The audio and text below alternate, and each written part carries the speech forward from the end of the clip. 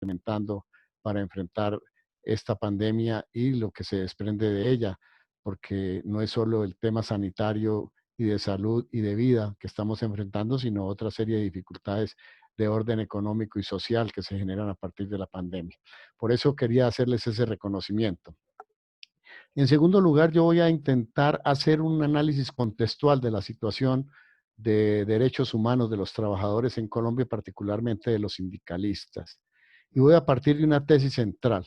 La tesis central es que nosotros estamos viviendo una crisis humanitaria al interior del movimiento sindical colombiano. Y es una crisis humanitaria que no es nueva, es una crisis humanitaria que arrastramos a lo largo de prácticamente ya 4 décadas que hemos sido sometidos a la violencia antisindical en Colombia, violencia antisindical que tiene unas raíces, que tiene unas razones de expresión, pero que han estado muy atadas también a la violencia generalizada que ha sufrido el país, que es una violencia que ha tenido más de medio siglo y que ha tenido un efecto y una repercusión directa sobre los trabajadores y trabajadoras. Y esta, esta crisis humanitaria del sindicalismo pues ha ocasionado unos daños tanto individuales como colectivos a las organizaciones sindicales. Individuales a los sindicalistas que han sufrido esta violencia, a sus familias que han tenido que sufrir la pérdida incluso de dirigentes sindicales en Colombia, y colectiva en la medida en que el sindicalismo se ha visto afectado como organización en Colombia y se ha visto afectado a lo largo de toda esta expresión de violencia antisindical. Esa es mi primera tesis. Estamos en una crisis humanitaria del sindicalismo en Colombia. Y esa crisis es una crisis que es histórica, ya lo he dicho, son casi 4 décadas que hemos venido arrastrando y sufriendo la violencia antisindical. Es una violencia selectiva en la medida en que se hace sobre aquellos líderes sindicales que tienen unas razones y sobre ellos se expresa esta violencia, y es una violencia sistemática. Y sistemática porque ha pretendido desaparecer desde el punto de vista político y físico al movimiento sindical colombiano. Esta sistematicidad ha puesto al sindicalismo colombiano en situaciones muy adversas para poder enfrentar la defensa de los derechos laborales. Por ello, la Confederación Sindical Internacional, la CSI, ha dicho que Colombia es el quinto país donde hay mayor violación de los derechos de los trabajadores en el mundo. Es el quinto país donde hay mayor violación de derechos laborales en todo el mundo. Pero adicionalmente, la misma CSI, la misma Confederación Sindical de las Américas, ha dicho, es el país donde es más peligroso hacer sindicalismo. El país del mundo donde es más peligroso hacer sindicalismo. Ese es el contexto que vivimos de entrada para expresar esa situación que vivimos a nivel nacional.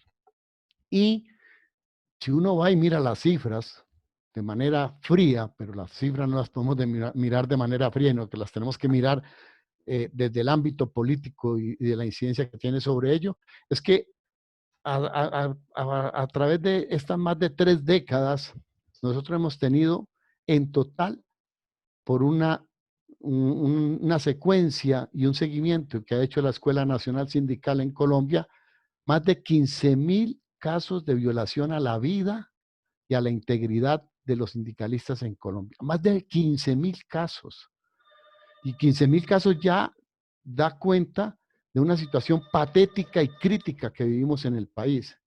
Y de esos 15.000 casos, que es la acumulación de las amenazas, de los homicidios, de los desplazamientos forzados, de las detenciones arbitrarias, de los hostigamientos, de los atentados con o sin lesiones, de las desapariciones forzadas, de los secuestros, de la tortura, de los allanamientos ilegales, del homicidio familiar, todo ello arroja una cifra de 3.265 casos de asesinatos de sindicalistas en Colombia. 3.265 casos. Y de esos 3.265 casos tenemos 2.929 hombres y 336 mujeres. Miren ustedes que esto nos conduce a reafirmar la tesis inicial, y es que en Colombia vivimos una crisis humanitaria del sindicalismo. vivimos una crisis humanitaria que se refleja en toda una política antisindical y, y en toda una cultura antisindical que da cuenta de cómo es llevado el sindicalismo a situaciones extremas que ha derivado en consecuencias muy fuertes, como incluso los índices de sindicalización. En los últimos 25 años, los índices de sindicalización pasaron del 18% al 4.5 o al 5%. Y no es exclusivamente por razones internas de las organizaciones sindicales, sino por ese contexto antisindical que estamos viviendo, que llevaron a esa situación de unos índices decrecientes de sindicalización en el país. Ahora bien, eso está acompañado de otra tesis central. Esa crisis humanitaria que sufre el sindicalismo y estos hechos de violencia que se reflejan en estos indicadores tienen una situación que es aún más alarmante, y es que hay un 90% de impunidad frente al asesinato y frente a los hechos de violencia antisindical en Colombia. Solo un 10% de los casos han sido investigados, detectando quiénes son los autores y en la mayoría de las veces sin llegar incluso a finalizar el proceso judicial, de tal manera que los autores vayan a la cárcel. 90% de impunidad, con unas cifras tan alarmantes de violencia antisindical, dan cuenta de esa crisis humanitaria que estamos señalando.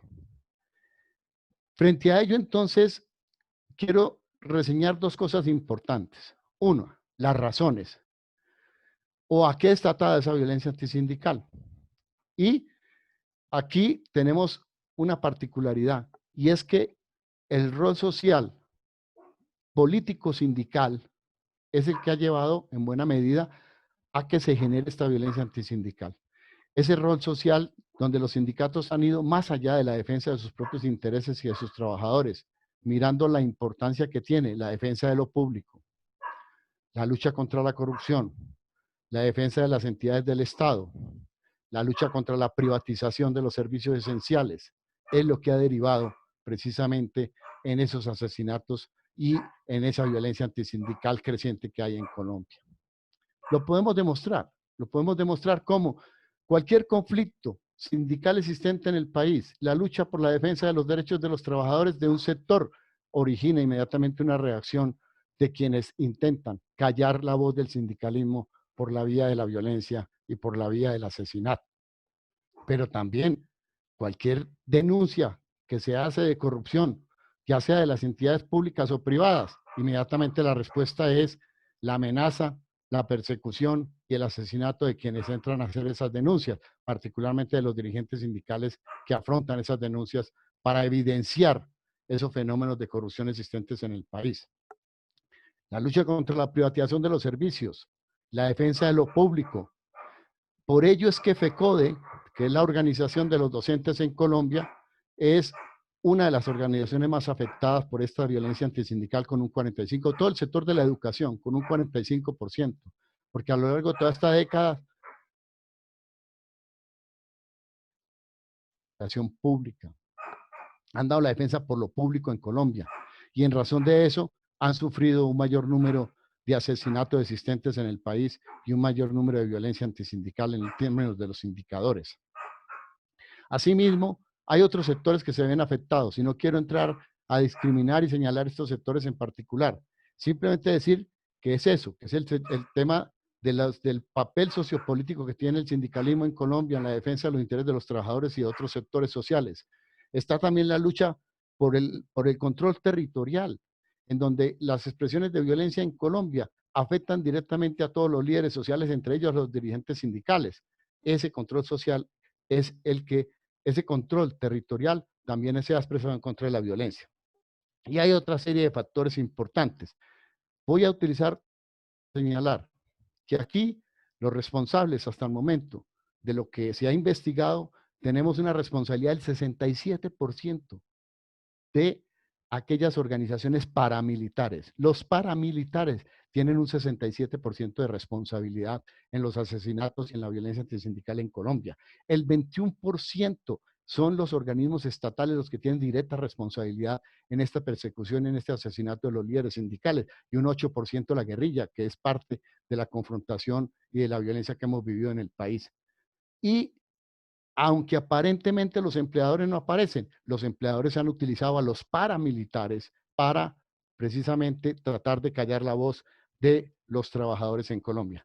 Y una última afirmación, ante este panorámico tan catastrófico, nosotros, a partir del proceso de paz, hemos dicho que se requiere para el sindicalismo verdad, justicia, reparación y no repetición.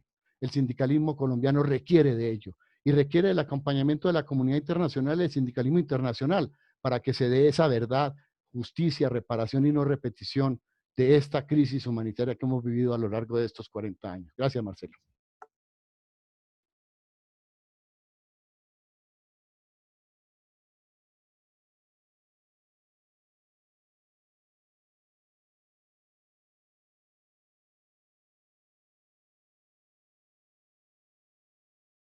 Si el administrador no se da el volumen, estamos mal, ¿no? Si el propio administrador se olvida de darse el volumen, decíamos que muchas gracias a Juan Diego Gómez, el secretario regional de la Internacional de Servicios Públicos para la región andina, porque hay gente que se está sumando en este momento a la conversación. Él está en Bogotá y vamos a dar un salto de avión de Bogotá a Cali para conversar ahora con José Milciade Sánchez, que está en este momento en una colorida habitación.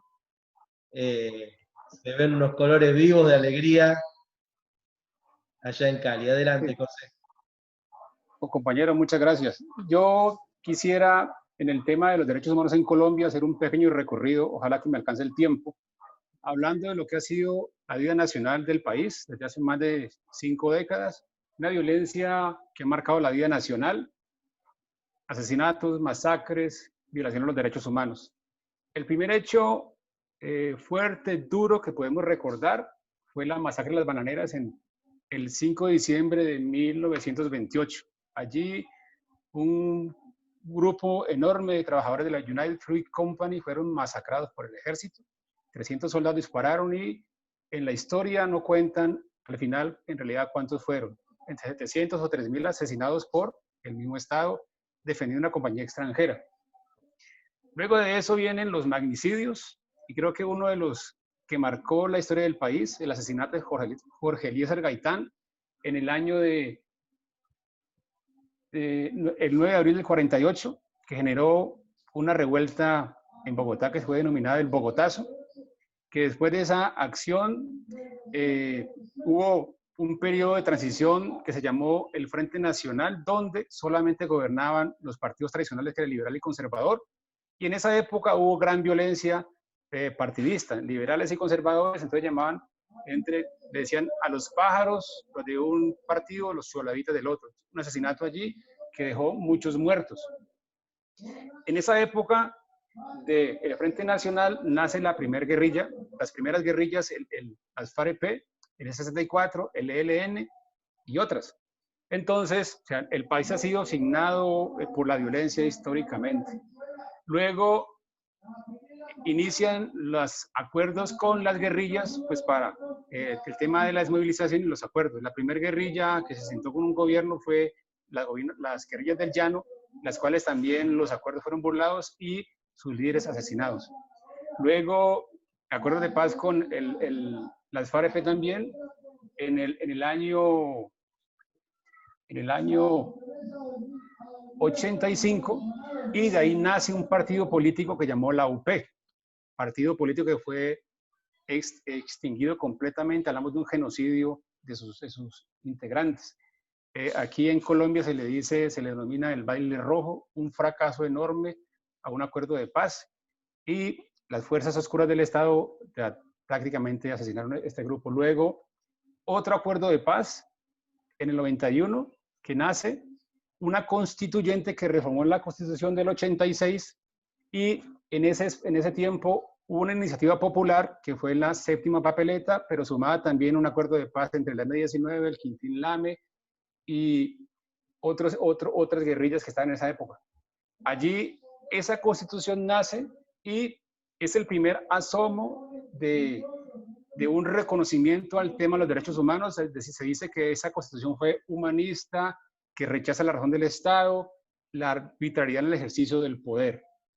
Podemos citar algunos artículos: el 11, que el derecho, que la vida es inviolable; el 13, que las personas nacen libres; el 18, diga las garantías de libertad de conciencia; el 38, libre derecho de asociación; el 86, que permite vía acción de tutela que la gente pueda defender sus derechos a la salud, la educación y otros derechos fundamentales.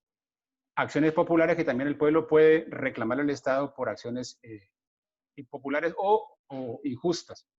Decir que también nació la Defensoría del Pueblo, que nacieron las Cortes, Consejo de Estado, la Constitucional, el Consejo Superior de la Judicatura, que luego, ahora, para citar ya en esta época del siglo XXI, el acuerdo de paz con la guerrilla de las FARC, ese conflicto, gobierno, insurgencias, también afectó a los sindicalistas, porque gran parte de las amenazas, los panfletos que recibimos nosotros en tantos años de ser amenazados, nos señalan de ser guerrilleros. Entonces, cito todo esto para decir que ha habido muchos acuerdos de paz, iniciativas buscando mejorar las condiciones del país. Entonces, ese último acuerdo con las FARC, pues crea una estructura importante, que es la JEP, que es la Justicia Especial para la Paz, la Comisión de la Verdad, que busca que los determinadores en esta historia de lucha, gobierno, guerrillas y paramilitares, los determinadores culpables para conocer la verdad verdadera.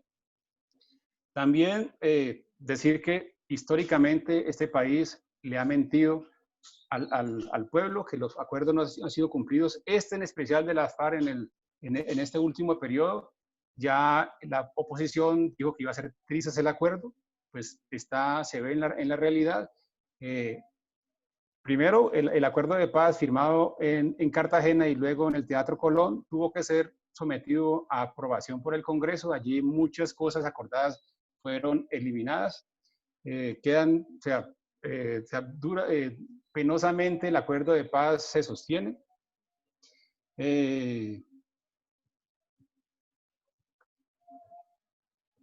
Que en todo ese escenario violencia histórico que ha presentado el más violentos, el Libertador de los Derechos Humanos, falsos positivos que nacieron en el 2014, cerca de 2.284 víctimas, o sea, gente del común que fue asesinada por el ejército y presentada pues como guerrilleros dados de baja en combate.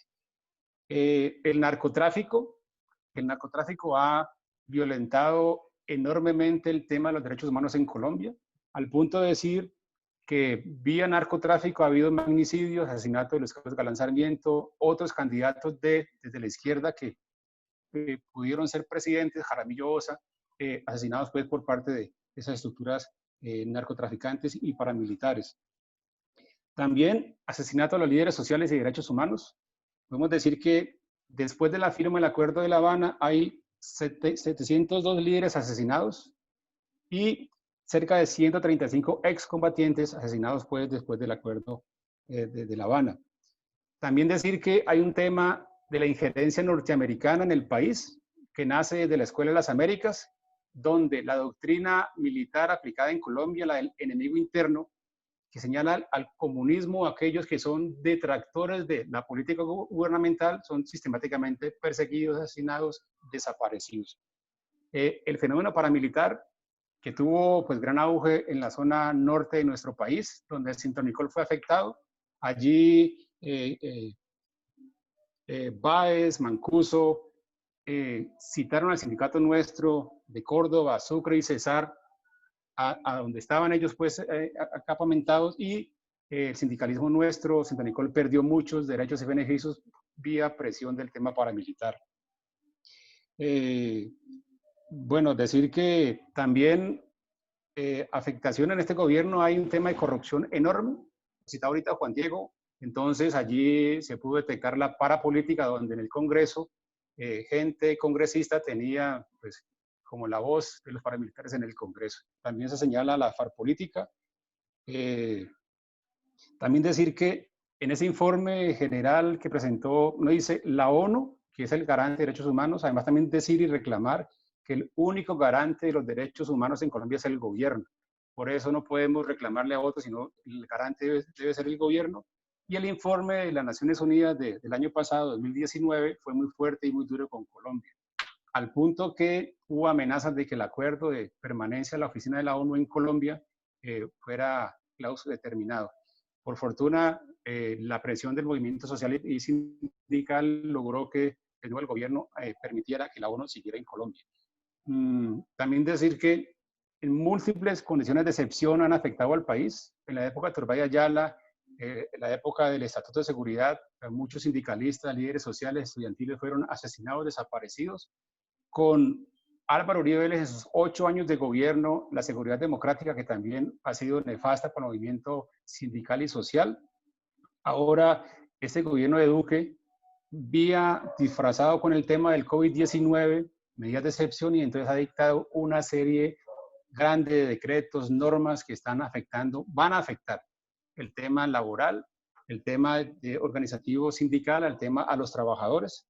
Entonces allí a esas figuras los gobiernos han aprovechado para abusar de su poder. Yo creo que para terminar, decir que el hecho de que el sindicalismo colombiano haya trascendido las 4 paredes de las universidades y que se entienda, se reconozca, camine con el movimiento social, nos granjea lo que tenemos ahora. Las constantes amenazas, el señalamiento y pues la constante pues, preocupación de ser eliminados. Creo que ahí básicamente hice un recorrido, compañero Marcelo, del tema de derechos humanos en Colombia. Muchas gracias, José, y tenemos también a José Olvera, que se acaba de integrar, que es el co-conductor de esta charla, así que, y después tenemos para hacer ingresar, que están Álvaro Madrigal, del CITUN de Costa Rica, Daniel Olivera de AFUR, de Uruguay, también Miriam, de AFUR, y Lourdes Sea, que a medida que vaya hablando Elizabeth, le vamos a hacer ingresar después a la conversación, para hacer preguntas y para compartir con nosotros. Así que le paso a Elizabeth la palabra. Adelante, Elizabeth. Pues muy buenas tardes desde Colombia y Medellín. El Sindicato de Trabajadores y Empleados Universitarios de Colombia, Sintra-Unicol, les da un fraternal, combativo y esperanzador saludo a todos nuestros compañeros y compañeras de la Contúa que nos están escuchando, a mis compañeros y compañeras de Sintra-Unicol y a las organizaciones hermanas que estén escuchando este espacio. Agradecerle a la Contúa porque estas oportunidades nos permiten unificar la lucha y nos permite conocer los contextos de los distintos países. Pero antes de iniciar, quisiera aprovechar el espacio para, de parte de Sintra-Unicol, darle un apoyo y un reconocimiento y respaldo a la justa lucha que están dando hoy en la calle nuestros hermanos de Ecuador por presupuesto para la educación superior. Le exigimos a todos los gobiernos latinoamericanos que le den presupuesto suficiente y adecuado para la educación superior. De contarles que Sintra-Unicol nace como una respuesta organizativa en dar la lucha contra unos gobiernos y un Estado cuya política solo está enfocada en cómo hacerle daño al sindicalismo y a la educación superior, y solo predispone todas las políticas para ponerla al servicio de la lógica del mercado. Sintra-Unicol desde sus inicios ha tenido una plataforma de lucha que le apunta a defender la educación pública como una obligación del Estado y a defender los intereses del conjunto de los trabajadores. Trabajo digno y estable para todos. Nuestra accionar lo enfocamos en unificar con nuestras protestas con todos los estamentos universitarios, con las organizaciones sociales, cívicas, campesinas, comunales, indígenas. Esta es una estrategia que nos ha permitido conquistar objetivos comunes, visionarnos un nuevo país y procurar y apuntar a construir un país en paz y con justicia social. Plenamente convencidos que en un Estado social de derecho como el que tiene Colombia, el responsable por garantizar los derechos humanos es el Estado y los gobiernos de turno. Aunque en Colombia ese Estado social de derecho no se cumpla, nosotros como organizaciones sindicales somos responsables de hacer cumplir, de exigirle al gobierno que cumpla los derechos humanos.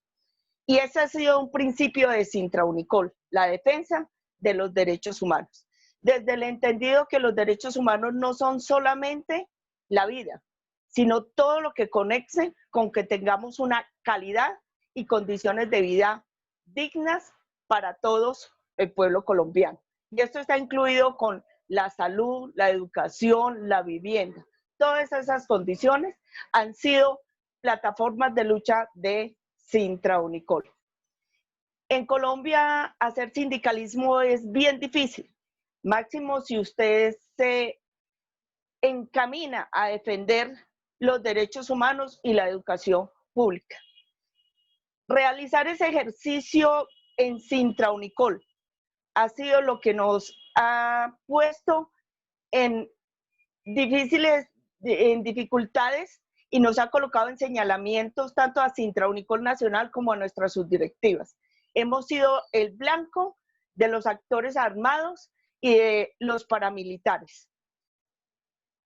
Desde el inicio de la época la década de los 90, con el gobierno de César Uribe, de César Gaviria, y la apertura económica, ya hubo una disposición de poner a la educación en el tema de la economía al servicio, o la educación al servicio de los ricos. En la ley 30 de 1900 se debía garantizarle a las universidades el presupuesto.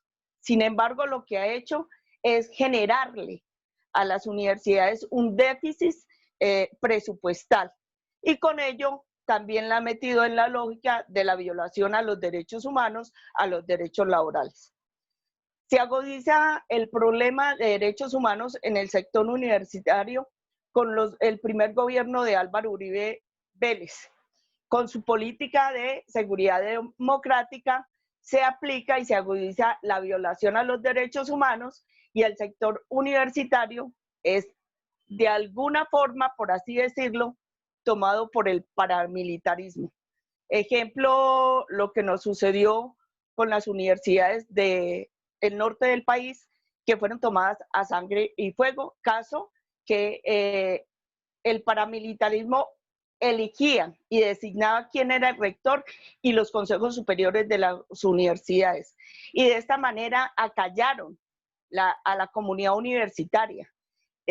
Generaron miedo en todos los trabajadores y no permitieron que el ejercicio sindical se desarrollara plenamente. Tenemos hitos importantes y que marcaron la historia de Sintra Unicol con la violación de los derechos humanos. Mencionaba mi compañero José Ciades que dentro de estas políticas de seguridad democrática se agudizó lo que fue asesinatos, amenazas, hostigamientos, atentados, allanamientos, desplazamientos forzados, desaparición forzada, los falsos positivos o mal llamados falsos positivos, que son más bien dicho ejecuciones extrajudiciales, los falsos judiciales, los exilios, los atentados contra las sedes sindicales. De todos estos fenómenos de violación a los derechos humanos hemos sido víctimas Sintra Unicol, y no solamente las juntas directivas nacional, sino también nuestras juntas directivas de las subdirectivas y los afiliados de base, generando muchos desplazamientos, y ha ocasionado que compañeros que han llegado a las juntas directivas o que han estado en la base se retiren de alguna forma para proteger sus vidas. La situación más relevante que hemos tenido es la desaparición forzada en el 2000 de nuestro compañero Gilberto Agudelo Martínez, quien con su desaparición forzada hizo que el avanzar de Sintra-Unicol se estancara por mucho tiempo, ya que generó miedo dentro de la comunidad universitaria y generó de alguna forma entre los afiliados temor por pertenecer a Sintra-Unicol. Ese es uno de nuestros casos más representativos. Sin eso no quiero resaltar el caso de Gilberto, no quiero desconocer lo que pasó en la Universidad de Córdoba, en nuestra subdirectiva de Montería en el 2002, que los compañeros fueron llevados a Santa Fe de Ralito y obligados a través de Mancuso, obligados a renunciar a sus derechos convencionales. También en la Universidad Nacional, en el 2000, llegaron reiterativamente panfletos a todas las sedes del sindicato. Y así podemos pasar por casi todas nuestras subdirectivas y tuvieron situaciones bien difíciles de amenazas, de atentados y panfletos que les llegaron a las distintas subdirectivas de Sintra-Unicol. El gran baluarte que tiene la organización es que hemos permanecido unidos y convencidos de que debemos seguir luchando por una educación superior, una educación pública que sea responsabilidad del gobierno y del Estado, como un derecho fundamental para el pueblo colombiano. Ha sido difícil, es difícil luchar en un país donde prima la impunidad, donde levantar la voz por defender a los trabajadores terminamos estigmatizados los sindicalistas. Pero cuando a uno le gusta el trabajo que hace, lo hace convencido. Pues estar siempre dispuestos a trabajar y decirles a mis compañeros que si bien esta situación del COVID nos ha puesto en un aislamiento, no nos va a dejar quietos para seguir defendiendo la universidad y seguir defendiendo nuestros derechos laborales, nuestras conquistas y los derechos humanos. Muchísimas gracias, Eli. Y también destacar que hay una mujer al frente del Sindicato Nacional de Colombia, ¿no? Porque Juan Diego recién daba estadísticas terribles, 3.265 casos de asesinatos de dirigentes sindicales en Colombia, 2.929 hombres y más de 300 mujeres, ¿no? También habla del desequilibrio y tiene que ver seguramente, mientras la veo a Ana Emir, que está ahí abajo también, la está presente, justamente lo difícil que es para las mujeres militares en el sindicalismo colombiano, y sin embargo, cuántas exponentes tan valientes yo conozco del sindicalismo colombiano. Bien, vamos a invitar a los que están en el panel, los que están participando, si alguno quiere hacer alguna pregunta a los expositores, van manifestándolo. ¿Alguno quiere hacer una pregunta? Si no, sigo yo, Bueno, sigo yo entonces. Yo tengo la suerte de conocerlos a los tres y bastante. Y atesoro conversaciones con ustedes, que por supuesto no se pueden hacer públicas, ¿no? Pero que tienen que ver. Me acuerdo, por ejemplo, con Juan Diego, una noche, junto a nuestro compañero Ismael Cortázar, un gran dirigente de Uruguay, en Montevideo cenando, y los dos preguntándoles con avidez justamente lo que tenía que ver en cómo, de dónde sacan las fuerzas, la valentía, el coraje, para, en este contexto de 15.000 casos de violación a la vida, 3.265 dirigentes sindicales desaparecidos, siendo personas públicas, en el caso de Juan Diego, como también representa la Internacional de Servicios Públicos, eso tiene una visibilización muy fuerte dentro del movimiento sindical. ¿De dónde saca la fuerza para seguir todos los días en la batalla sindical, en la exposición pública, asumiendo esos riesgos. La charla fue muy profunda, Juan, no te pido ir para esos lados, pero sí que nos cuentes lo que te parezca que no podés contar desde ahí. Ay, Marcelo, hay mucha historia, pero no quiero referirme con mucho detalle. Solo señalar que, por ejemplo, la desaparición de Gilberto Agudelo, que es uno de los dirigentes de Sintra Unicol, que nunca se supo realmente qué pasó con él, me dolió mucho porque era un compañero militante de la organización política a la que yo pertenecí y a la que perteneció también Gilberto Agudelo, y de quien fue también asesinado años anteriores Luis Felipe Vélez, que era otro dirigente sindical de los maestros en Antioquia, ¿sí? De Adida. Estos dos dirigentes, que son dirigentes del sector de la educación, marcaron también una profunda huella en mi corazón, porque fueron compañeros de lucha, compañeros de militancia política, compañeros que nos acompañaron para la defensa no solo de los derechos de los trabajadores, sino para la defensa de los derechos de nuestro pueblo. Y si tú me preguntas de nuevo la razón de por qué seguimos, yo creo que es la convicción. La única cosa por la que hoy nos mantenemos en la lucha es por la convicción de que este país sufre unas desigualdades y sufre unas situaciones muy complejas que requieren transformarse. Y esa convicción nos mantiene en la lucha. Y esa convicción viene de tiempo atrás. Esa convicción no es una convicción que nace ahorita o que nace en los últimos 10 años o en la militancia o en la participación que he tenido al interior de la Internacional de Servicios Públicos. Porque hay que reconocerlo de alguna manera. Y es que sí, hemos sido parte de la vida de este país. Yo en particular no me avergüenzo, sino que me enorgullezco de decir que participé de una organización alzada en armas en Colombia durante la década de los 80, ¿sí?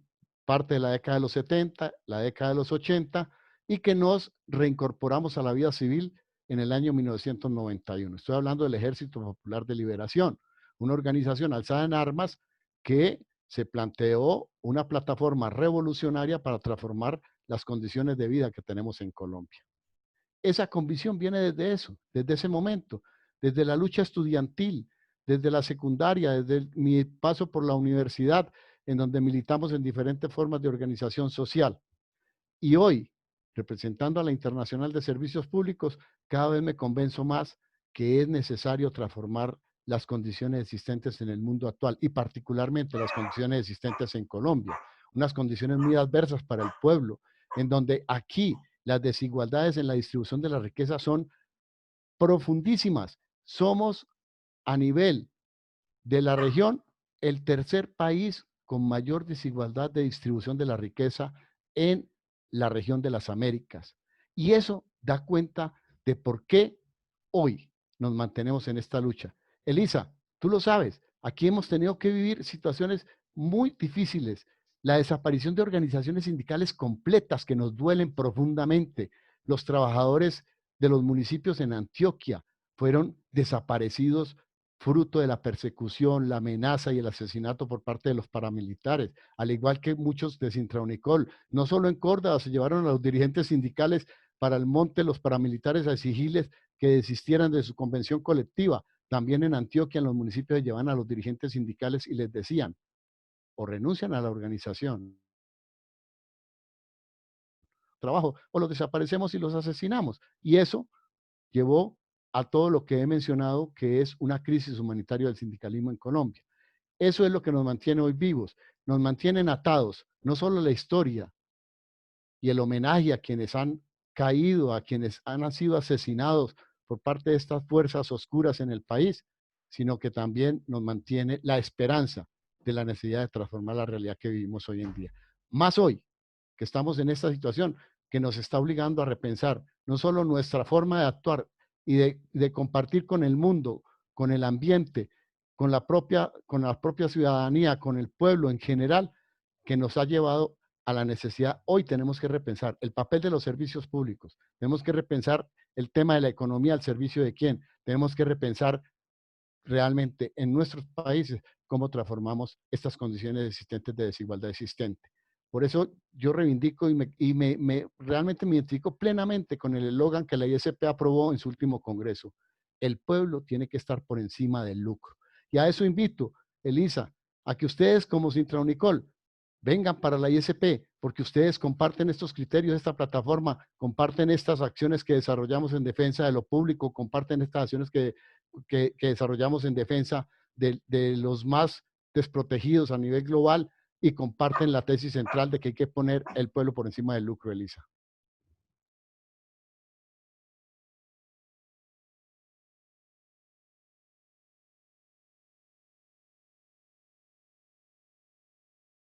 Marcelo, estás con el micrófono apagado. Ay, qué desastre que soy, qué desastre que soy. Porque no quiero dejarla prendida todo el tiempo, pero me parece que por el rol lo voy a tener que hacer. Decía que Pepe me está pidiendo la palabra, también Ana, tal vez también Carlos, para seguir haciendo preguntas, ¿sí? Y Lourdes también me levanta la mano. Bueno, vamos en ese orden. Pepe primero.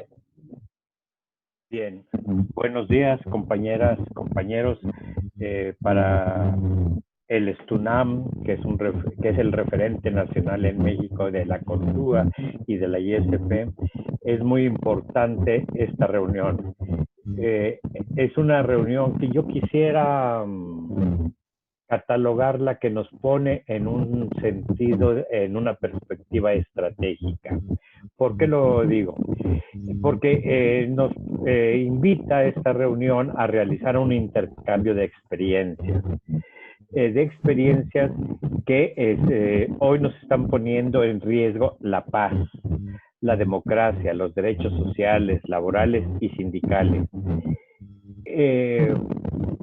Y que de manera muy heroica y de manera estoicamente también los luchadores sociales de Colombia nos dan un digno ejemplo de la lucha social, de la lucha política, de utilizar todas las formas de lucha para construir una paz duradera, una paz que tenga en el centro la justicia social, que tenga en el centro de su radio de acción los derechos de las personas, que ponga en el centro a la persona por encima de cualquier situación, llámesele económica, política, social. Es la persona el objetivo fundamental de nuestra lucha por proteger, cuidar y preservar, por qué no decirlo ahora ante esta epidemia, a la especie humana. Creo que esta es una de las grandes virtudes que ustedes, los luchadores sociales en Colombia, nos están dando un digno ejemplo de ello. También quiero decirlo claramente que como STUNAM, como CONTUA, como ISP, manifestamos nuestra más enérgica condena ante la continuidad de la alarmante situación de asesinatos de dirigentes sindicales, sociales, excombatientes, así como la criminalización y amenazas de muertes que hay. Pero no nada más eso, recientemente leíamos en la prensa nacional, hay toda una red de espionaje. Una red de espionaje que viene a violentar no nada más los derechos humanos, sino a generar mayor incertidumbre, mayor miedo en los luchadores. Y esto es inadmisible completamente y también el grado de alta impunidad que hay por parte del gobierno y la irresponsabilidad de dar garantías mínimas de protección a la vida y a la integridad física de hombres y mujeres sindicalistas.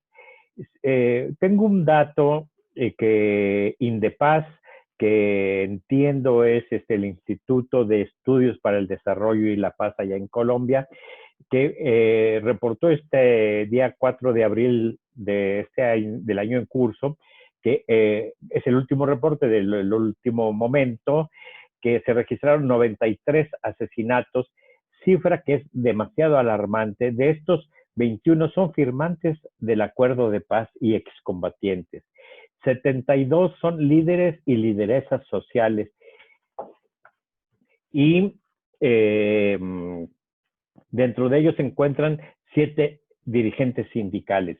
Es el último reporte del último tiempo. Está claro el recuento que hacía Juan Diego, que José Melciades también hacía, de la dimensión tan brutal del número de compañeros desaparecidos, asesinados, encarcelados, reprimidos.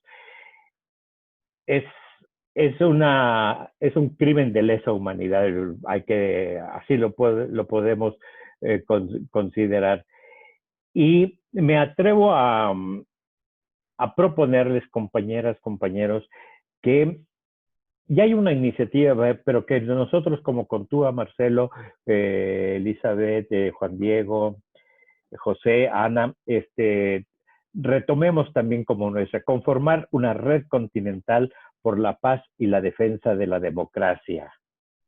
Creo que en la medida que articulemos de manera continental e internacional esta lucha por frenar esta ola de violencia, de asesinatos, de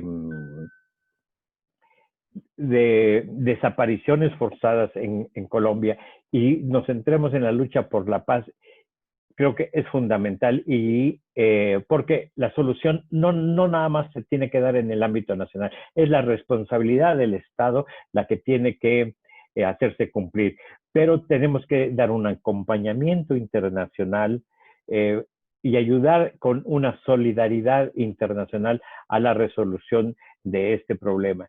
Y decía muy bien Juan Diego, y comparto, que estas reuniones que iniciamos la semana pasada, antepasada, y que hoy nos da continuidad en nuestro trabajo, nos sitúe en un espacio colectivo, a partir de estas videoconferencias, de reflexionar acerca de la construcción de futuros, acerca de, una vez pasada esta crisis de la pandemia, tenemos que reflexionar qué tipo de sociedad, qué modelos de sociedad deseamos construir, donde volvamos a recuperar la idea fundamental de nuestra organización internacional. Los servicios públicos deben ser un eje central de una reconstrucción de la vida económica, de la vida política, de la vida social. Poner en el centro la provisión provisión y garantía por parte del Estado de los servicios públicos de calidad, con suficientes presupuestos, nos podrá ayudar a salir de esta gran emergencia económica, más que emergencia económica, este colapso económico que se está dando. Y tenemos que ver y discutir nuestra relación con la naturaleza, nuestra relación con los mercados, con el Estado. El papel del Estado lo tenemos que redimensionar, y asimismo redimensionar el papel de la democracia y el rol que como sindicatos vamos a jugar en esta nueva etapa. Yo la llamaría no el retorno a una nueva normalidad, no. Tenemos que construir colectivamente, conjuntamente, un camino de construcción colectiva de una nueva forma de ser, de vivir, y donde los sindicatos tienen que adquirir un nuevo rol y un nuevo papel. Gracias por su atención.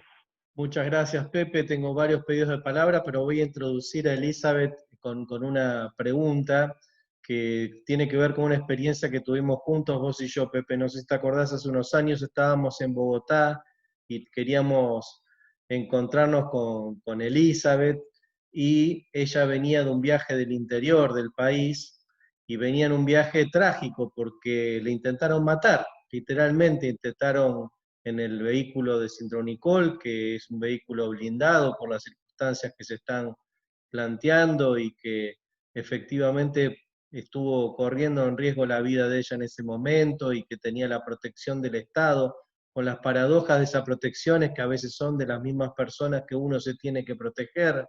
Y después Ana firma ahí abajo, y le tocará charlar ella también, y seguiremos charlando, pero ¿cómo vivís eso?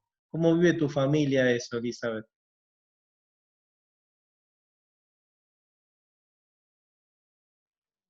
Gracias, Marcelo, por la pregunta, porque nos da la oportunidad de como humanizar lo que nos pasa en Colombia. Hay veces es tan habitual la violencia en este país que ya nosotros como que nos desensibilizamos y se nos vuelve normal, cosa que no nos puede pasar. Pues dado por esa política de seguridad democrática, pues empiezan todas esas amenazas.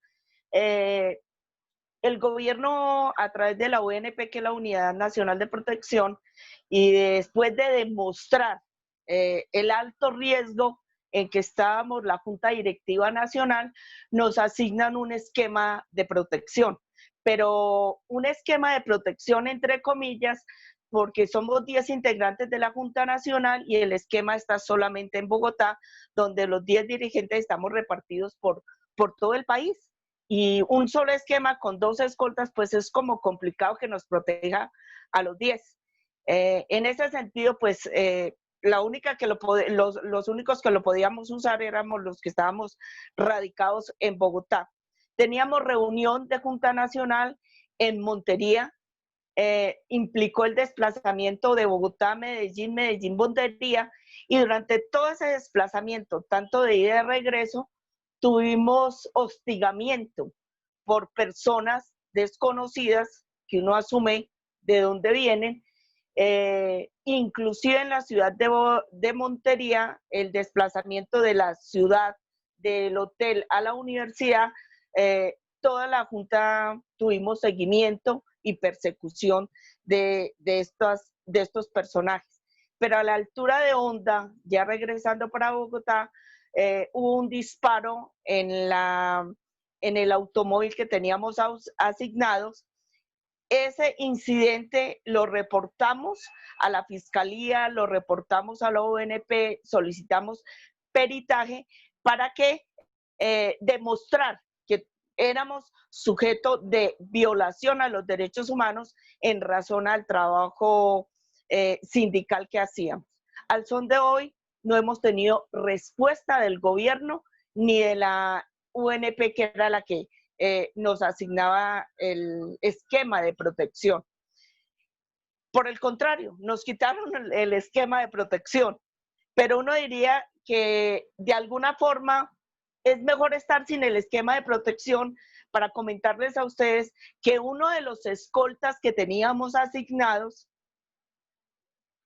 era quien le hacía llamadas y le enviaba mensajes vía correo electrónico a Aida Bella y a Piedad Córdoba, quien era Aida Bella, ha sido dirigente de la UP, y en ese momento esa persona que era escolta de nosotros, asignado por la ONP, era quien a través de los correos le hacía amenazas a la dirigente Aida Bella y a Piedad Córdoba.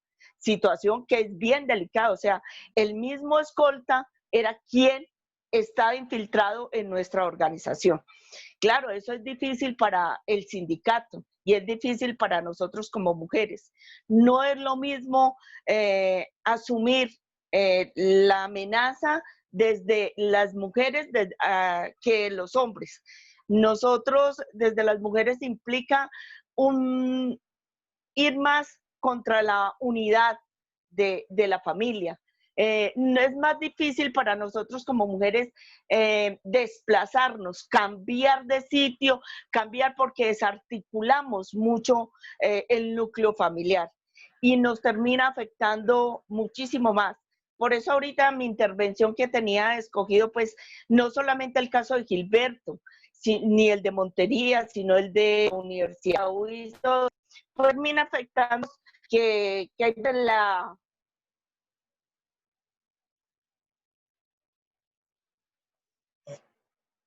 voz y los de Trecón. Tranquila, mi amiga, tranquila.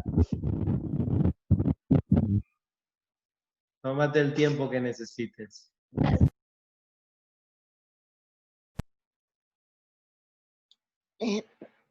Gracias, Marcelo. Continúa con otro. Continuamos con otro y eso tiene que ver con que uno le pone el cuerpo. Y también tenemos que transmitirlo, como decía Elizabeth y hablábamos al principio, que hay que transmitir estas vivencias. Y en ese sentido, antes de pasarle a Ana, que la veo Celo, sensibilizada regálame también. una comita Sí, adelante, mira, adelante. es que Sintra Unicol ha sido una de las organizaciones que más ha sufrido. Mira, Sintra Unicol tiene certificados hasta el momento, fruto del seguimiento, 279 casos de violación a la libertad, a la integridad y a la vida de los sindicalistas de Sintra Unicol. Entre ellos 13 homicidios, 25 hostigamientos, 221 amenazas, atentados sin lesiones, conos sin lesiones 8, detención arbitraria 5, allanamiento ilegales 3, desplazamiento forzados 3, desaparición forzada 1. Mira, estos casos, pues lógico que ponen en una situación de profunda tristeza y dolor como el que siente Elisa. La acompañamos en ese dolor, Elisa.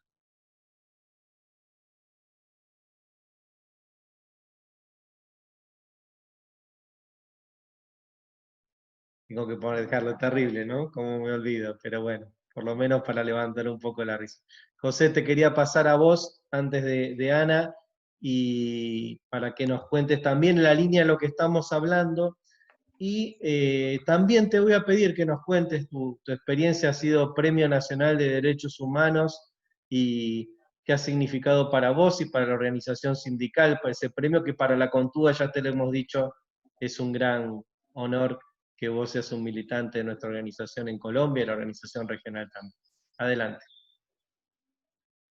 Bueno, yo primero quisiera decir que, pues, lamento que la presidenta cada vez que toca esos temas, la sensibilidad se toca, llora, es muy triste recordar esos hechos dolorosos, ¿cierto? Y pues allí mi solidaridad como compañero de sindicato y la fortaleza para ella.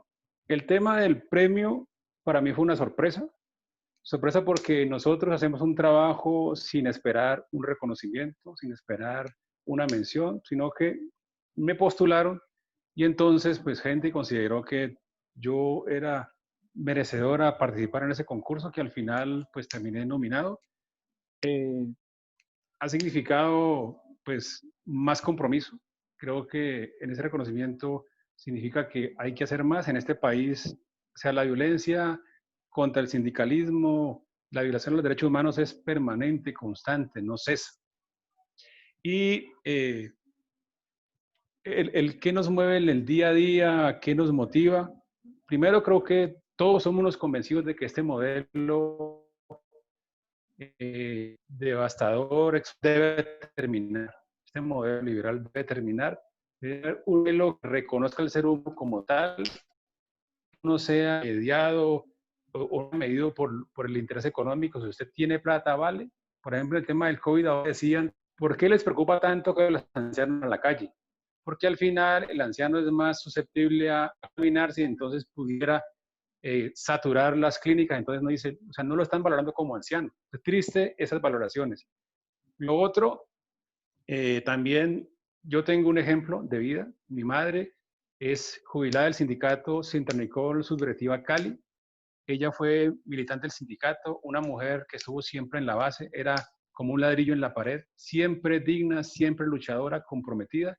Y cuando yo empecé a vivir el tema sindical, dije, tengo que ser un ejemplo para mis compañeros y no puedo ser inferior a lo que hizo mi madre. Entonces, primero me motivó eso y por eso en el día a día esa lucha.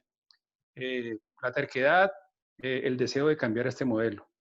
Creo que ahorita recogiendo cosas, decía el compañero Juan Diego, ya, 91, desmovilizado una insurgencia del EPL.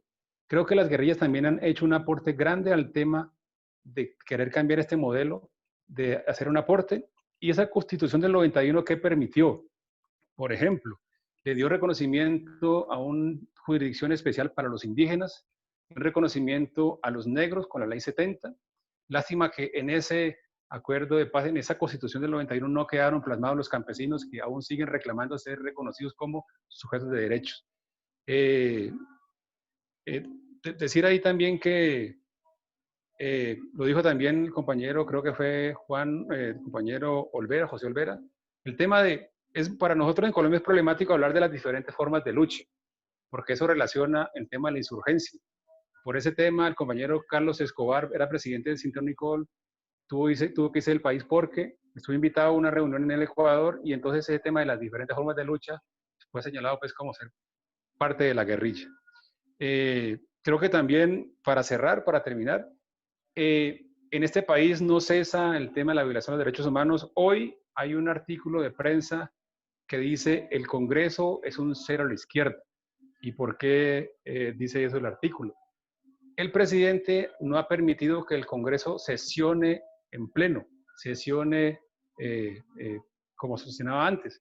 Y entonces, vía de excepción, está legislando y entonces está fortaleciendo el tema del SMAT, que es el aparato represivo más grande, porque si recordemos todos que después de la firma del acuerdo de paz, se incrementó el tema de la protesta en la calle. Entonces, mucha gente protestando porque al final la guerrilla hizo un acuerdo de paz, pero no se negoció un modelo. Entonces, el tema de la salud, la educación, siguió lo mismo, fuerte, y el ESMAD ha sido el aparato más represor violador de los derechos humanos. Entonces, están aprobando presupuesto para comprar el alimento, presupuesto para fortalecerlo y además tema de normas laborales que van a afectar a los trabajadores. Eso es, compañero. Muchas gracias, José. Ahora sí tengo prendido el micrófono. Le vamos a pedir a Ana que prenda su micrófono. Ella no está ni en Bogotá ni en Cali, ¿no? ¿Dónde estás, Ana? Hola, buenas tardes. Estoy en Tunja, en el departamento de Boyacá. ¿Dónde queda eso? Quedo ¿Arriba, abajo? en el centro del país, en toda la cordillera oriental. Es un departamento con 123 municipios. Tenemos todos los climas. La ciudad donde yo vivo es una ciudad fría, totalmente fría, una ciudad tranquila, una ciudad pequeña. No somos una gran capital como Bogotá, como Medellín, como Cali o Barranquilla, sino somos más bien una ciudad pequeña, pero tranquila, en medio de todo, muy tranquila. Bueno, te escuchamos. Bueno, gracias Marcelo o Elisa, me encanta como siempre verte ahí empoderada, representándonos y muy contenta de que también estén Ixáez, un gran compañero y bueno, muy echados para adelante nosotros sin Tramicol. A Juan Diego pues no tenía el gusto de conocerlo y bueno, ahora lo estoy conociendo, seguramente nuestros caminos han estado muy lejos y no nos hemos podido encontrar, pero me agrada mucho verlos. Escuchando un poco, porque entré tarde, estaba ocupada en otra cosa en mi trabajo, a mis compañeros hablar, pues sí, ha sido bastante difícil en Colombia vivir como líder social, vivir como líder sindical en esta situación de violación de los derechos humanos. Pero yo quiero insistir, y llevo mucho, y Marcelo yo creo que ya tienes callo en la oreja de tanto que digo, y es que los derechos humanos son para todos, y que en los derechos humanos deben estar inmersas las mujeres. Y es muy difícil para una mujer ser lideresa y ser defensora de los derechos humanos. Ha sido muy difícil. Este es un país donde se violan todos los derechos humanos, pero para cuando una mujer va a ejercer su libre defensa, no existen, no los hay. Y no solo se da en el gobierno, se da en todos los escenarios. Y hay algo que yo quiero hacer hincapié, tiene que ver con que las mujeres siempre vamos a estar en todas partes como fuerza productora, como fuerza defensora, como fuerza cuidadora. Si bien la pandemia nos lo ha demostrado, la mayoría de los que están en la primera línea en esta pandemia, mujeres. Y es real. La mayoría de las que están en el sector de la educación, mujeres. La mayoría de quienes están en el cuidado, en la economía del cuidado, mujeres. Pero no así se nos reconoce, no así se nos trata, no así se nos visibiliza. Definitivamente seguimos siendo invisibilizadas. Y también en todos los escenarios, la violencia siempre se va a ejercer hacia las mujeres en todos los escenarios. Cuando yo hablo de violencia, ¿a qué me refiero? La violencia simbólica, cuando nos dicen que si por pedir, por solicitar, por hablar, es que estamos histéricas, que somos menopáusicas, que estamos en nuestros días, o vulgarmente nos dicen es que a ustedes no se la han comido bien y entonces vienen a joder acá porque en su casa no se la comen. Discúlpenme que sea tan escueta en el hablar. Entonces, es así. Y si nosotros nos vamos desde lo más pequeño, es así. Hay muchas mujeres que son silenciadas en sus hogares, que no pueden hablar, que solamente tienen que obedecer lo que un hombre le dice. Y si estamos hablando de una situación aún más grande en el trabajo, son muy pocas las mujeres que ejercen cargos de poder. Por eso a mí me encanta esto de Lisa y le ha costado lágrimas, le ha costado señalamientos y le ha costado muchísimas cosas mantenerse como lideresa en esto sindical. Y yo hago énfasis en la violencia sindical, porque existe y es real. Y a veces la queremos pintar, disfrazar y maquillar de que no existe y es verdad. Llevo 2 años haciendo un estudio de la violencia sindical y ahora en esta pandemia me he dedicado un poco más a mirar ese tema y efectivamente es real. Y entonces es cuando eh, minimizan, te mandan callar, te hacen bullying, te sacan, te estigmatizan, te dicen que no sirves para nada, que es que eres problemática y resulta que llevamos toda una, yo creo que estos siglo XXI desde el primero, siendo calladas, siendo relegadas, siendo de alguna manera como sin tener voz. Entonces, ¿cuándo vamos a tener voz las mujeres? ¿Cuándo vamos a tener igualdad de derechos? Equidad, porque pareciera a veces en el discurso, y yo lamento mucho si con esto incomodo a alguien, pero pareciera en el discurso que los derechos humanos están hechos para otro tipo de seres humanos, pero no para las mujeres. Solo no recuerdo ahorita cuándo fue que nos reconocieron a nosotras como sujetos de derechos. Y desde ahí hemos venido también dando una lucha que no ha sido fácil.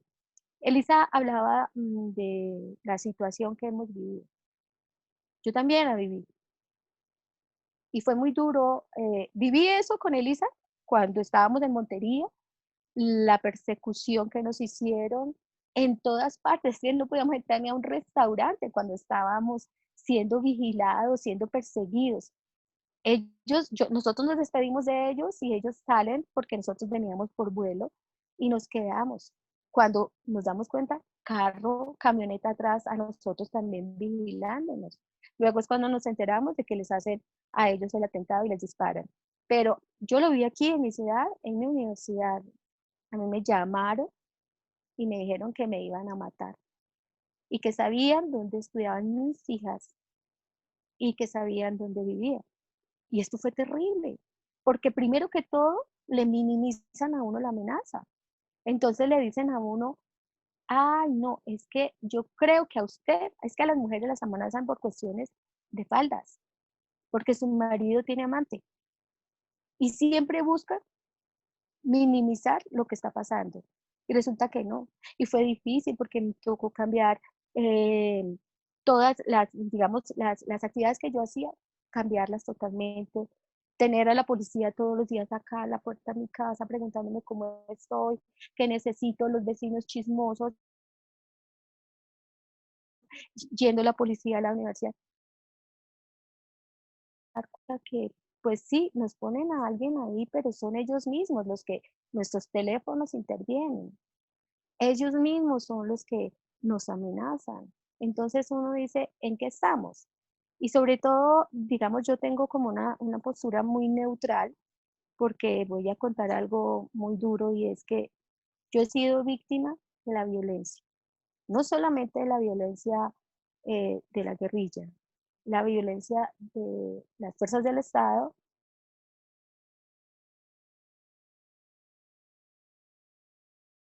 Se cortó el sonido. No, ahí está.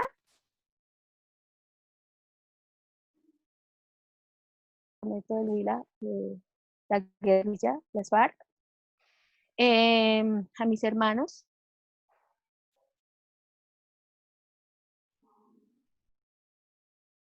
Justo en Los este momento paramilitares. tenemos muy mala... A ver, Ana, ¿Ahí ya? ahora ¿Me sí. escuchas? Ok. Estaba diciendo que yo soy víctima de violencia, no solo de la violencia del Estado, no solo de la violencia de los paramilitares, sino también de la guerrilla. Y he tenido que ver cómo la guerrilla asesinó a un tío mío y a los 4 años los paramilitares asesinaron al otro. He tenido que ver cómo se tuvieron que desplazar mi familia de tener sus fincas, de lo que vivían, a irse a vivir a Cali o a Bogotá a emplearse en el servicio y a vivir en zonas pues, totalmente deprimidas. Entonces, esta lucha es una convicción saber que uno de verdad necesita reivindicar y ganar todo lo que ha perdido.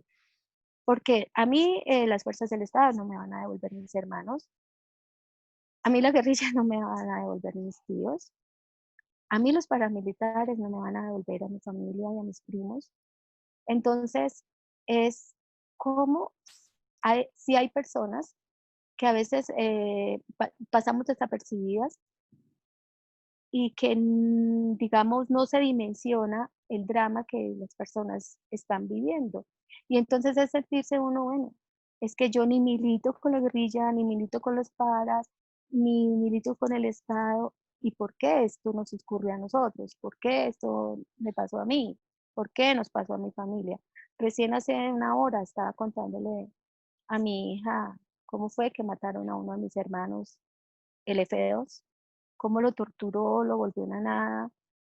Hasta ahora, mi hija tiene 27 años y hasta hoy le estaba contando a mi hija Muchas esa gracias, situación. Anita, por Entonces quería abrirte de esta que manera y supieran contarnos eso. para que la gente lo vea. A veces se quedan con la imagen de que todos los sindicalistas esto, todas las sindicalistas lo otro, ¿no? Y estas historias yo creo que nos ayudan mucho para ir... Sobre todo lo difícil que es ser mujer Así es, y ejercer eso. así es. Es muy duro, Así es. es muy Le voy difícil. a pasar a... Y, ujú, Gracias, Ana. Le voy a pasar a Carlos, pero antes de decir que vamos a estar proponiendo al Comité de Mujeres de la Contúa hacer una reunión, un webinar de estas características la semana que viene, específico sobre el tema de violencia doméstica, en este caso en el ámbito de la pandemia, que lo has propuesto, bueno, pero lo vamos a trabajar en la semana. Ahora saltamos entonces del centro de Colombia Colombia. hacia Caracas, que está nuestro compañero Carlos López ahí hace rato. Gracias, Carlos, por esperarnos. Tenés que sacarle tenés el micrófono, ahí te lo puedo sacar. Claro. Ahí te lo saco yo. Ahí está. Ahí podés hablar, Carlitos. Bienvenido. Abrazo grande a la distancia. Dale, muchas gracias, Marcelo. Me dicen si hay dificultades de sonido, si se escucha. Todo bien. Bueno, muchas gracias por esta invitación, esta excelente conferencia. ¿Cómo estás, Elizabeth? ¿Cómo estás, Juan Diego? Pepe, José Sánchez, Milcía. José Sánchez nos hemos comunicado anteriormente creo que por WhatsApp, ¿cierto? Ana y Valeria. Hay una compañera de ustedes que quiero mencionar que hace como 2 o 3 meses, después que regresamos de la Contúa de México en diciembre, me pidió una entrevista y yo se la di muy gustosamente. No me recuerdo, ahorita le acabo de anotar el nombre y se me pasó. Bueno, ahorita que ubique les digo cómo se llama la compañera. Es de Suntra Unicol. Pero entrando ya en materia, Venezuela y Colombia, a pesar de estar tan cerca, realmente, por lo menos por nuestro lado, reconocemos autocríticamente que hemos tenido un nivel muy bajo las relaciones con el movimiento sindical venezolano, con el colombiano y desde luego el mismo movimiento sindical universitario. Y en el tema de los derechos humanos y de los temas el tema de los asesinatos permanentes de dirigentes sociales requieren, como bien dijo Pepe, dijeron varios, requiere de mucha, pero mucha solidaridad, requiere de muchas manifestaciones, y de una vez manifestamos nuestra opinión de que estamos de acuerdo con Pepe Olvera, de formar una red continental por la paz y por la democracia, que haya un acompañamiento internacional a todo lo que está pasando en Colombia con los asesinatos de los dirigentes sindicales y sociales, y que para levantar todo un gran movimiento de apoyo. Nosotros afortunadamente tenemos en Venezuela Telesur. Telesur no llega a todos los países latinoamericanos, algunos sí, otros no, pero Telesur lleva, los que la pueden ver o en internet, lleva un registro casi diario de entrevistas, de denuncias, de uno por uno de todos los asesinatos de dirigentes sociales que se han dado en los últimos meses en Colombia. Y por ahí estamos muy informados. La realidad colombiana, nosotros no la podemos ver nada solamente de la solidaridad hacia la violencia que se da en Colombia contra el pueblo, porque de alguna manera la existencia del régimen de Iván Duque, continuidad del uribismo, se convierte en una plataforma permanente que reprime a su pueblo, reprime al pueblo colombiano, pero a su vez es una plataforma desde donde parten las agresiones contra Venezuela, contra la revolución bolivariana. Bueno, últimamente se dio el caso extremo, ya ustedes deben saber, de la invasión de un grupo mercenario conformado básicamente por desertores de la Fuerza Armada Nacional Bolivariana del año 2019, en el famoso episodio de Los Puentes, exactamente el 23 de febrero de 2019, desertores de la Guardia Nacional Bolivariana que fueron reclutados, obviamente, con muchos dólares por delante, e integraron un comando que fue entrenado con la ubicación exacta del sitio de entrenamiento en la población de Riohacha, en Colombia. Y después, en La Guajira, pasaron por la finca de un conocido narcotraficante, no recuerdo el nombre, pero le dicen doble rueda, o le dicen la silla porque es inválido, anda en silla de ruedas, y ese narcotraficante los tuvo en su finca. Desde luego es uno de los financistas, de los prestamistas que está financiando la operación de agresión, y desde ahí, desde La Guajira, salió la incursión de 2 lanchas que llegaron a territorio venezolano, incluyendo con 2 mercenarios, 2 contratistas, 2 miembros de una contratista norteamericana que fueron detenidos en Caracas cuando llegaron a Venezuela. Entonces, lo que quiero decir con esta situación, que la realidad colombiana es una realidad que nos afecta doblemente. Nos afecta primero porque tenemos que ser solidarios per se, tenemos que ser solidarios porque sí, con un pueblo que está agobiado, con un gobierno militarista y represivo. Pero a su vez tenemos la obligación de combatir en todos los terrenos al gobierno de Iván Duque, combatirlo desde aquí, porque no solamente reprime a su pueblo, sino que también, como ya dijimos, es plataforma para agredir a la revolución bolivariana y en consecuencia al pueblo venezolano. Nosotros, desde luego, extendemos nuestro mensaje. Me siento con este informe de Juan Diego, de José Milcíades Sánchez y de Elizabeth Montoya y de Ana, con este informe tan crudo y tan fuerte. Nos sentimos doblemente comprometidos, nos sentimos doblemente o triplemente o cuádruplemente comprometidos a sellar este compromiso de apoyo y de solidaridad. Y creo que, desde luego, Marcelo, entiendo que está en el escenario de la Contúa, debe estar algún manifiesto de apoyo y de solidaridad con Suntra Nicol por la represión. Y para terminar, siempre que tenemos un escenario internacional, lo decimos, tenemos unas cifras de contención de la pandemia que son sorprendentes. sorprendente porque estamos bloqueados, porque tenemos un bloqueo económico internacional. Y con todo eso hemos logrado que apenas en Venezuela hayan fallecido 10 compatriotas producto del COVID y apenas tenemos una cifra de contaminados que ayer apenas llegó a 540, creo que fue 520 contaminados en todo el país. Es un esfuerzo muy, pero muy fuerte que está haciendo la Revolución Bolivariana, de una disciplina consciente de nuestro pueblo. Bueno, y también quería mencionar que tenemos la actividad económica productiva activa. Tenemos más de 1.500 empresas de agroalimentarias trabajando día a día con bioseguridad, garantizándole la salud a los trabajadores y trabajadoras de esas 1.500 empresas. En total son como 200.000, como 200.000 trabajadores de áreas priorizadas que se han mantenido trabajando a pesar de la pandemia y que nos permite, a pesar del bloqueo, llevarle alimentos al pueblo venezolano. La migración colombiana hacia Venezuela siempre ha sido muy bien recibida, bueno, mejor dicho, desde que llegó el comandante Chávez fue muy bien recibida, y en el periodo revolucionario más en los años anteriores hemos recibido cerca de entre 4 y 5 millones de colombianos que viven en Venezuela.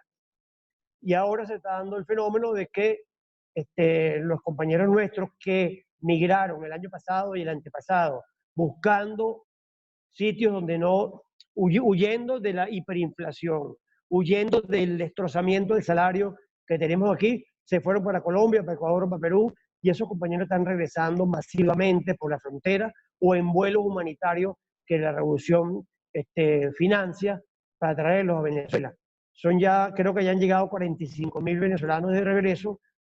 Todos pasan por un control de COVID, un control del coronavirus, y bueno, de esos 45.000, la cifra exacta creo que son como unos 40, 50 que regresaron contaminados y se les da toda su atención médica.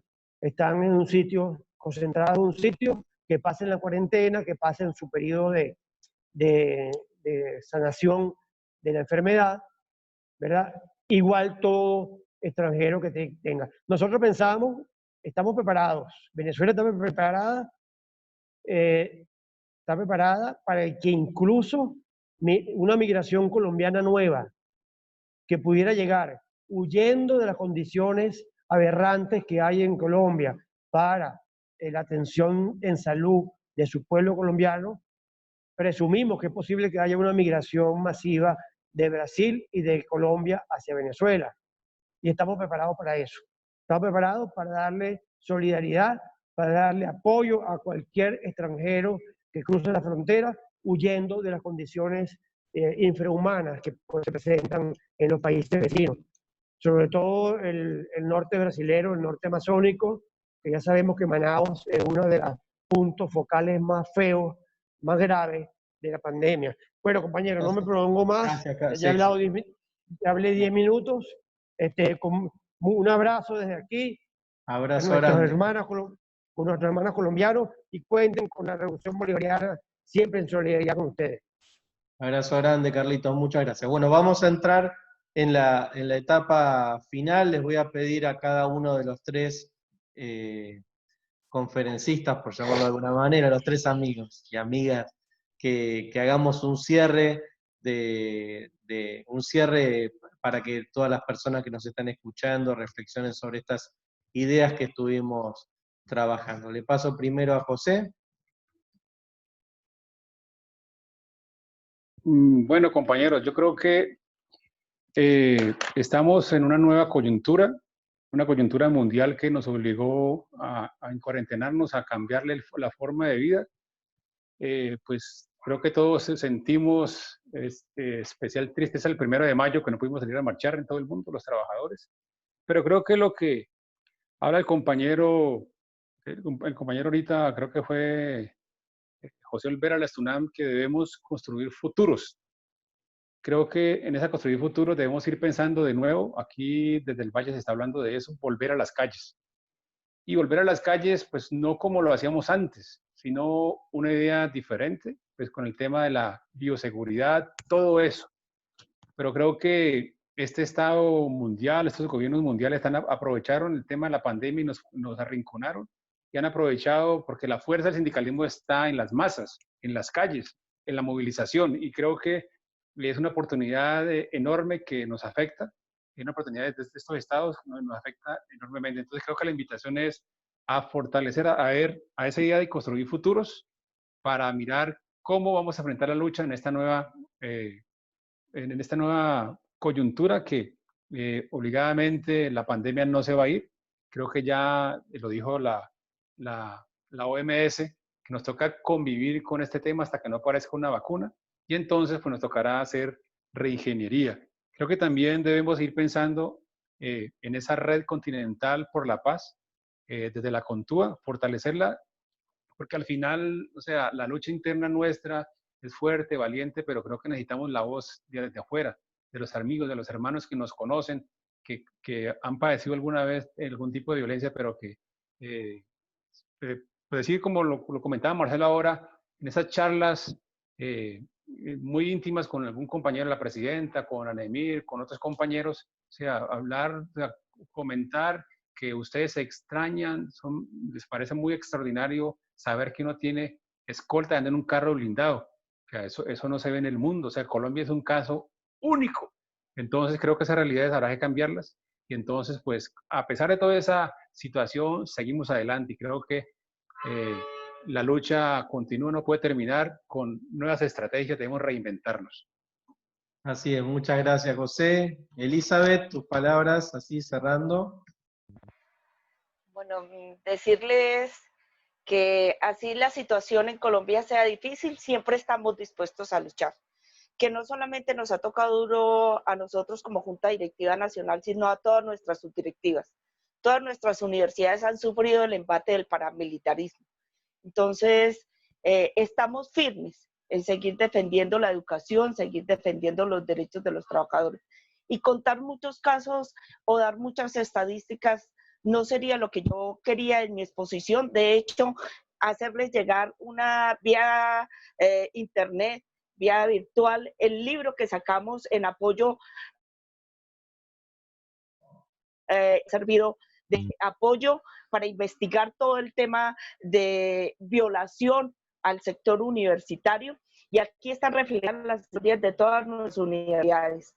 Es decir, es que todas y cada una son importantes y son muy valientes, porque estos compañeros y compañeras de nuestras subdirectivas, de las juntas directivas de base, que han sido amenazados, que han sufrido todas estas circunstancias, no solo el compañero Gilberto, han propiciado que Sintra Unicol no desaparezca y que podamos seguir firmes en la lucha por la educación pública estatal y por la defensa de los derechos de los trabajadores y trabajadoras en el sector universitario. Seguir defendiendo una universidad territorio de paz, vida y autonomía.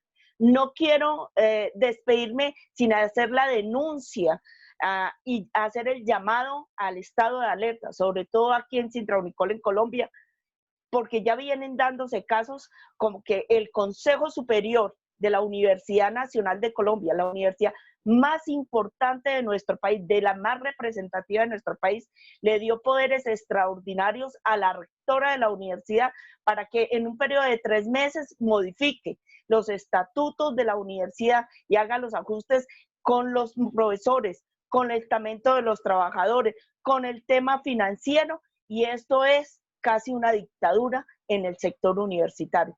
Y es un llamado de alerta, porque no podemos permitir que bajo el tema de la pandemia las universidades pierdan su autonomía, que está radicada en la comunidad universitaria, más no en los rectores ni en los consejos superiores. Esto también es una violación a los derechos humanos, porque nosotros como estamentos tenemos derecho de decidir y opinar sobre aquellos temas que nos afectan y nos involucran en nuestra vida laboral y familiar. Y consideramos que somos los primeros, los estamentos, quienes fortalecemos las universidades, y no son las administraciones con sus políticas neoliberales que nos terminan perjudicando. La unidad La lucha y la organización es la que nos va a permitir permanecer firmes en esta construcción de un mundo nuevo para todos y para todas. Muchas gracias, Eli. Sabés que vamos a estar firmes, solidarios, atentos a la situación en Colombia, como estamos también en la situación hoy mismo en Ecuador, que hay un plantón muy importante, justamente por el intento del gobierno de recortar el presupuesto educativo, que fue frenado parcialmente por la Corte Constitucional en Ecuador, y en este momento todos nuestros compañeros del Internacional de Servicios Públicos, de la Contúa, están movilizados en todas las regiones del país. Juan Diego, querido amigo, te paso la palabra. Gracias. No, lo primero, un agradecimiento por poder estar acompañándolos como Internacional de Servicios Públicos en este conversatorio, en este seminario virtual de la Contúa. En segundo lugar, señalar que nos parece, a mí en lo personal me parece muy adecuada la propuesta de José Olvera. Estoy casi seguro que la vamos a asumir como Internacional de Servicios Públicos para trabajarla de manera conjunta con la Contúa, porque aquí están en juego varias cosas. Esto lo quiero señalar de manera muy rápida. Uno, ya la democracia estaba sitiada, y hablo de la democracia liberal, ¿sí? Esa democracia estaba sitiada y estaba en riesgo en casi todos los países andinos, y particularmente en Colombia. Pero voy a mencionar los casos así más patéticos que teníamos en los países andinos. En el Perú no estaba funcionando legalmente un legislativo. Había un gobierno transitorio antes de la pandemia, ¿sí? En Bolivia había un golpe de Estado disimulado muy reciente ante un supuesto fraude electoral. En Venezuela hay un gobierno elegido y un gobierno autoproclamado, que es el de Juan Guaidó. O sea, dos gobernantes, uno elegido y otro autoproclamado. Y en Colombia una situación de crisis humanitaria y de falta de eficacia de la democracia liberal, de esa democracia que es ante todo representativa, no de esa democracia participativa. Pero esos hechos estaban acompañados de otros.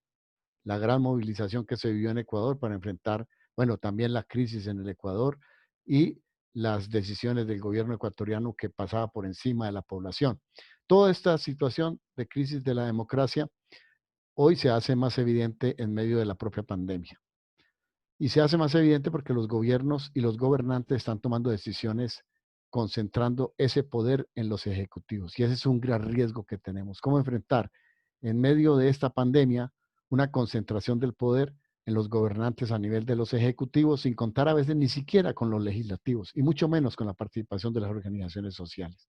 Entonces, necesitamos reforzar el papel de las organizaciones sociales, el diálogo social de las organizaciones sociales para resolver los problemas que de por sí ya trae esta pandemia a nivel tanto en el sentido humanitario y en el sentido de protección de la vida y la salud del pueblo, como en los efectos que van a tener de carácter económico. Necesitamos la participación de las organizaciones en el proceso para ver cómo incidimos de tal manera que logremos resolver esos efectos sanitarios, esos efectos económicos y sociales de la mejor forma posible. Uno. Dos, lo dijo Pepe Mujica recientemente en un evento que se tuvo la semana pasada, y es, en Colombia está en juego la construcción de la paz estable y duradera.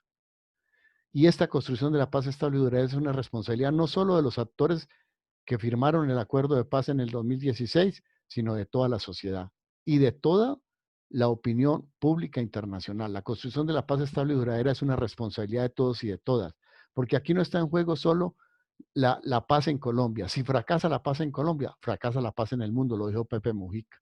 Y es una responsabilidad que todos tenemos que asumir. Por eso yo creo que la propuesta de Pepe encaja en la medida en que ahorita lo primero que tenemos que hacer es apoyar el informe y las recomendaciones que el movimiento sindical está haciendo a la Jurisdicción Especial para la Paz. Pero vienen casos muy específicos y concretos. Por ejemplo, el perfilamiento, las investigaciones ilegales que hizo las fuerzas militares en Colombia a un alto número de dirigentes, entre ellos periodistas, dirigentes sociales, dirigentes sindicales e incluso políticos. Ese perfilamiento, esas investigaciones ilegales toca a dos dirigentes sindicales que son de la Internacional de Servicios Públicos, de organizaciones de la Internacional de Servicios Públicos.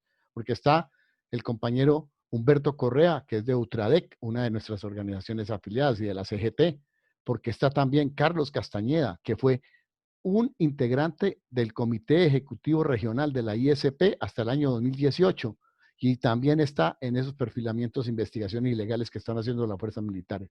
Hoy necesitamos exigirle a este gobierno que desmonte todas esas acciones y que investigue a fondo cuáles son los responsables o quiénes son los responsables de toda esta persecución, amenaza y asesinato que hay a dirigentes sociales y a dirigentes sindicales en Colombia. Por eso, bienvenido esto como un esfuerzo de solidaridad y apoyo y como iniciativas que lógicamente tendrán que redundar en que en Colombia realmente se defienda y se construya la paz estable y duradera que requiere no solo Colombia, sino el mundo entero. Muchísimas gracias, Juan Diego. Y para terminar, le vamos a pedir a nuestra vicepresidenta, Lourdes Sea, que está por ahí, que nos haga el cierre de este seminario. Lourdes, ¿estás por ahí? Bueno, parece que Lourdes... Bueno.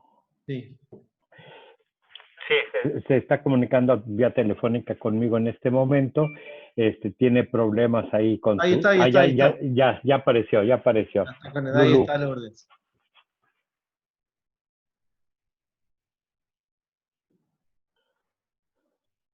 Es que me estaba comentando que tiene problemas para conectar el micrófono. A ver.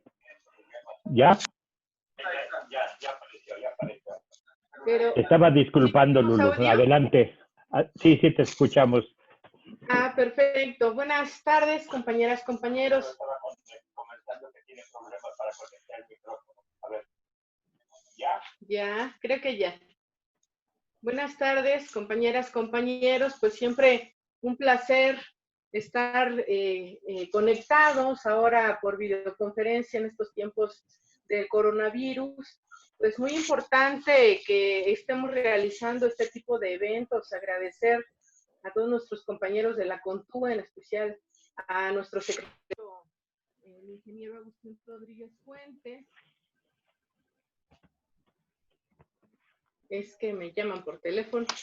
A Marcelo, a todos nuestros compañeros que están en la CONTUA, y sobre todo para conocer en específico y agradecer a nuestros compañeros en Nicaragua este espacio, a todos y cada uno de ellos, a nuestras compañeras, porque sabemos de la situación que prevalece en este país y también sabemos que hay lugares donde las dirigencias sindicales son gravemente afectadas, como lo han comentado ellos, y que tenemos que seguir en esta lucha, no es fácil, y sobre todo en esta situación de contingencia, conocemos todas las repercusiones sociales, económicas, de salud y sobre todo en los servicios públicos, cómo se nos ha afectado y cómo se va a seguir afectando a la población, y nosotras y nosotros como dirigentes sindicales tenemos la mayor obligación de apoyar y decirle a los diferentes gobiernos cuál es su obligación, que tienen que voltear a ver a la población, porque somos el sector organizado de la sociedad, y en este compromiso y en estos trabajos que estamos realizando, pues no hay que bajar la guardia, tenemos que seguir adelante, manifestarnos por la paz en todos los países en los que tenemos dificultades serias, sobre todo, como lo acabamos de escuchar con nuestros compañeros de Colombia, seguir adelante, y bueno, pues que saben que la CONTUA siempre va a estar presente con ustedes, y que como mujeres tenemos de seguir en la lucha, y bueno, pues no desearles más que mucha salud, que todos nos cuidemos y que sigamos adelante y no se pierdan este tipo de eventos que se están organizando por la CONTUA. Un abrazo a todas y a todos. Muchas gracias. Abrazo entonces a todos, a todas. Nos estamos viendo, estamos armando el resto de los seminarios junto a Pepe, junto al equipo. Así que muchas gracias a todos. Nos vemos pronto. Se les quiere mucho.